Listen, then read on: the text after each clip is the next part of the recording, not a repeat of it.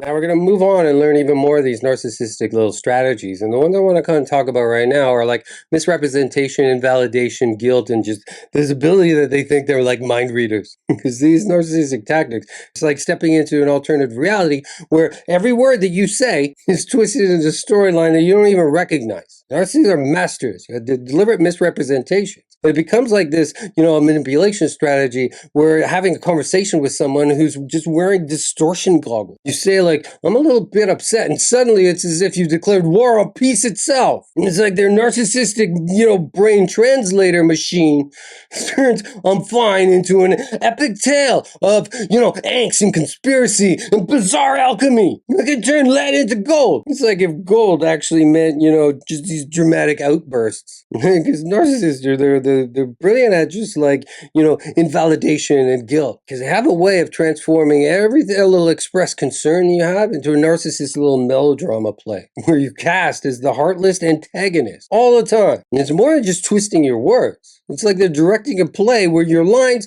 are fed to you. And somehow you're always the villain. There's boot at the end of every scene. And they just kind of say, you're upset. Well, clearly you despise my essence.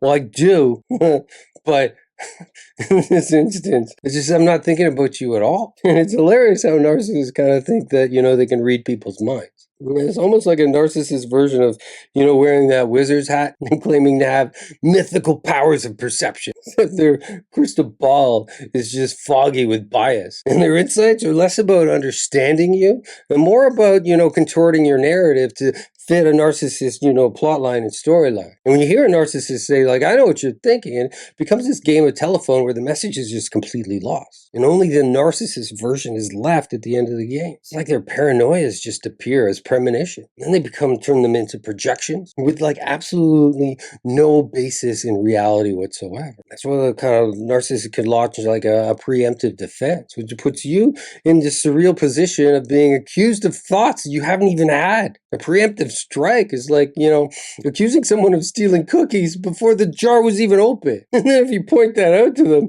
they'll be like, you think I'm crazy. This is like the battle cry of someone that's fighting ghosts, possibly their own ghosts, paranoid ghosts, kind of dropping thoughts into them, making them think that they're premonition. So it's just like, yeah, it's their crazy town. It absolutely is. It's infested. It stinks.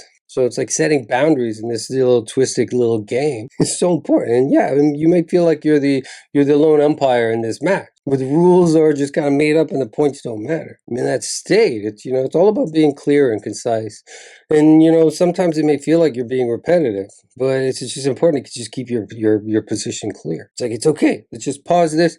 Let's rewind it. Check out the instant replay because that's not what I said. And that you just kind of took my words and twisted them. That's not what I meant. Because what you're going to find is empowerment against this narcissistic distortion field comes from holding fast to your own reality, like a lighthouse, standing up against a tsunami of nonsenseness. It's recognizing that, their narcissistic narrative is for fiction. It's all fiction. It's all made up. And not allowing their fiction to turn into truth. It's not a reality that we accept. And at some point, we realize it's not about us correcting a narcissist's lies.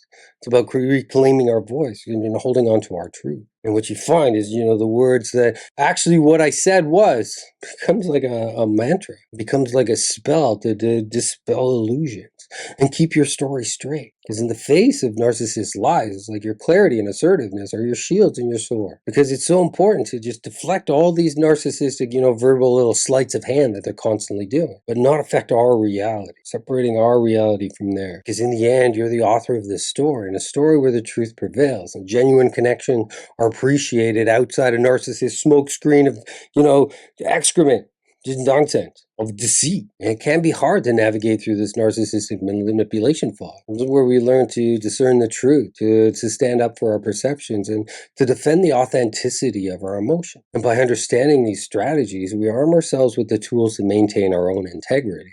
to set clear boundaries, and to protect the sanctuary of our own reality, and leave the backdrop of their delusions to the backdrop. Because they actually, narcissists don't matter. All right, thank you so much for watching this video. I really appreciate your support.